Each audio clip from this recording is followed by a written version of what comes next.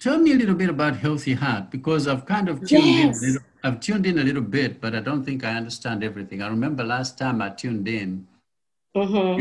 you were talking about attire and how to appear in church, and someone was asking if it's okay to be sexy when you're going to church. I said, okay, I think this is really female. So I kind of bowed out. Right. It's very broad.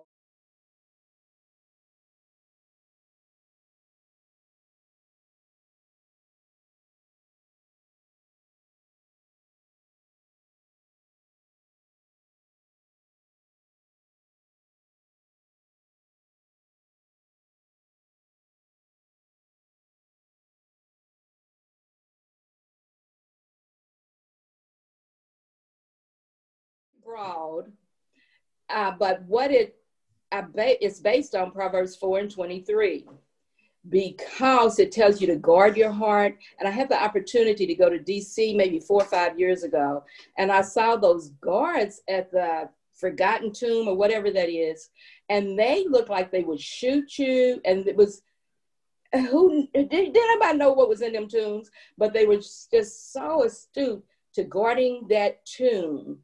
And then when I got this Proverbs, I thought, what if I was that conscientious about guarding my spiritual heart and what the Lord put in there, not to allow, you had taught, definitely on spiritual warfare about how if there's a crack, what could happen and the enemy would come back and bring, so I thought, well, these people will shoot you for what they don't even know what's in that grave. How can I not guard what God has given me? And what he's given me is a gift of exhortation, and to be very astute to that in any way possible, that I could encourage people to know that there's significance in the Lord and significance in their being and significance in guarding what God puts in there. And so it goes, we have Bible study, that's called Lifeline, what Janice was on. And I interview people, and it is such a blessing because it's not a box, because God, you can't put him in a box. So I listen to the Lord and not logic. And he continues to open up doors and ideas, and I continue to walk to see what's going to happen next, knowing that if I bank on his word and bank on what he's put in me, it won't return void, and not to be afraid. And so with your teaching, not to blow your head, but your teaching on spiritual warfare allowed me to see black and white. There's no gray. But I don't want to be so holy that I can't help. And so it's like, okay, you got to have compassion, because you had some compassion with me quite often when you was like, line up, and all that you was saying, and it took root. And so I'm just trusting that what Healthy Heart does takes root and brings fruit in any way possible that it can be used. So there's no boundaries. We're now even getting the book club together, and just, they said, you got to stay in one. No, God is so big. Whatever he gives me while I still have day, I'm going for it. And trusting him to bring the increase, because I need my children and children's children to see that all things are possible through him, and that he's not about fear, and that what he says is true is true. So it's kind of how you might see it for you, but in essence, don't mess around. Let me tell you what I see and how I feel about that spiritual heart, because once that heart is dead, you're dead. Your brain can die and you kind of hold on in there, but if your heart is gone, you're gone. And so it's like guarding that spiritual heart is the essence of it, and showing people their significance, asking God to show them. And if I can be so persistent with my persuasive abilities to work with people, that there's no logic and nothing new's under the sun. Don't think you're the only one who's been through something, but there's a cloud of witness, not only in the word, but with us. So that's kind of it. I don't know. I just have no idea how many days you have to cover this topic because it's so wide. Because Mm-hmm. if you really think about it, there's something you said a little while ago. When Jesus walked the earth, he was so holy. He was the Son of God. There was no sin in him. Yet, he had a compassion, and he had accessibility to him that someone like Zacchaeus, the tax collector, or Mary Yes. Magdalene could find, he wasn't so holy that he was repulsive, but he was holy in that there was no compromise in him. Yeah. And I think that right there is the key, if I'm hearing you correctly, at least that's what I've tried to do. You've got to be able to be fully decided for Christ. But on the other hand, you have to be able to encourage everybody to be authentic about who they are. Yes. Because you only can enrich me if you are you. You can't enrich me if you're trying to be like me. All right. Yes, sir. Because even in a marriage, it will never work if the other person is exactly like you, because you will burn up your house. Right. The fact that the other person is different tends to slow you down, and it injects sanity into the process. Yes. I think that church of faith at its best is when I can encourage Charlene to be the best version of herself that she can be in Christ, because that encourages other people around her to be the best version of themselves. Yes, sir. Yes, sir. Yeah. And that's hard work. But it's fun. Yeah. When you know who your audience is, and God is the audience. So it's like, it's on now, buddy. Yeah. I mean, not saying there's no pitfalls, and it's well, yeah. One of my biggest achievements, as far as I can tell, is when the people who were little kids at Forest, because I've been going since 1996, and that's 24 years. But when they'll call and say, "We remember." Yes. Now, I'm talking people who are under 40. Yeah. Mm-hmm. We remember when you said, we remember when. I've been gone 26 years, but they still remember. So I've made a lot of mistakes in my life, but that pleases me the most. And so we remember when you said, we remember. And I'm thinking, so why do they remember? And I have a suspicion why they remember, because there is something that was said or done that encouraged them to either come out of some hellhole or be encouraged about their situation, something that meant something for them, because people don't remember things that don't touch them. So true, so true. They listen to you and just throw it away as soon as they leave. I mean, you go and say, "Well, Rev sure preached." Well, what did he say? I don't know, but he sounded good.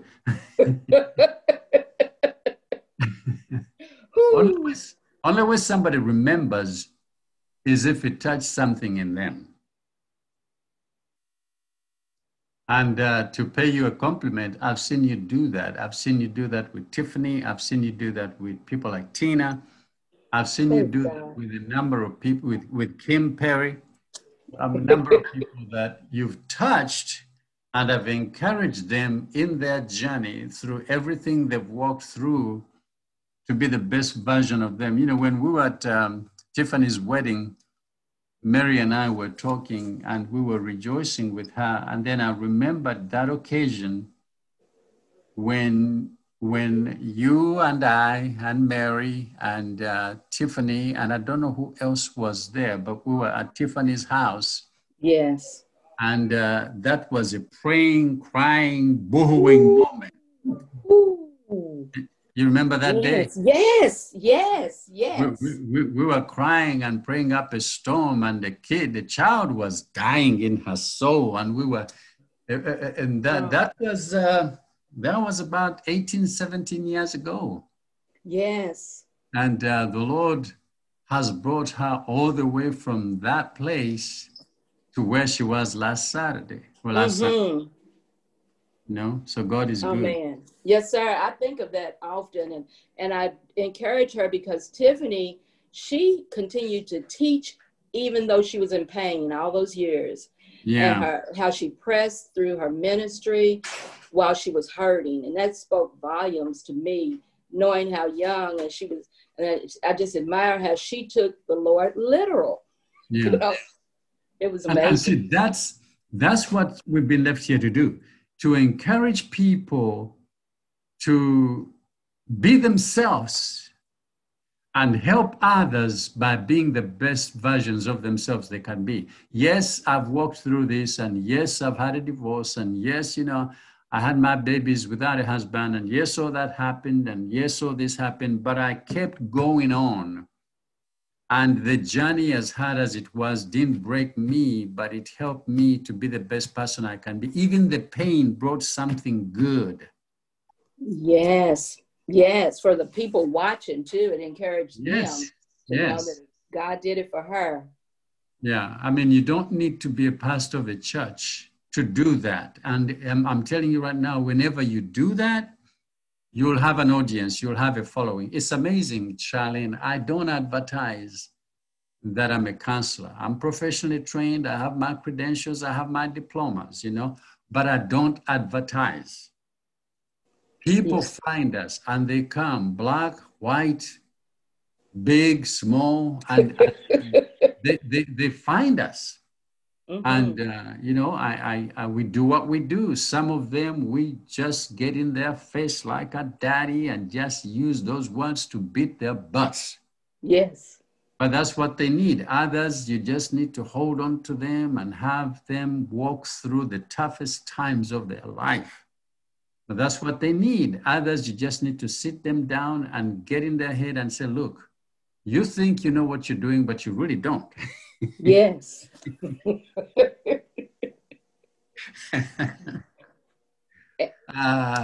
You're not afraid to do it. And that's what I've always admired about you, is that when you would just speak bold and transparent, because when people aren't transparent, it kind of, makes me twitch, and it's hard to hear them. But when a person is bold enough to be bold, I just admire that and want the transparency of it. Transparency is very life-giving, because whether you are a preacher or you are just a secular person, if you're transparent and you care about helping people, I mean, look at Oprah. Yeah. I mean, Oprah has talked about everything now. I don't agree with a lot of things that she's finally got into, but one of the things that, gave her her rise to fame is that on that show, they would talk about everything. Yes. And it made everybody feel okay to talk about everything with a view to resolving it, not just to talk about things and just stay the same. But you are transparent. You help other people become better in spite of what has happened, so that what happened in your life that was bad doesn't define you for good. All right. Yeah. Yes, sir. Well, that's what we're still doing. That's what I rise up every day to do. Praise God. Praise God. And it's so rewarding when you know that Abba Father's pleased with you. And it is continues. Rewarding. It is rewarding. Because you see sometimes if the Lord gives you the joy, you will see the results in real lives. Yes. Yes, sir. I'm learning. Then I found out, I haven't studied the crowns, the 7 crowns or so forth. I thought I want them all so I can give them back to him at his feet. Although I know it's a price to pay to get them, but it's like, man, that would be such an honor to bow at his feet and give back what he's given me.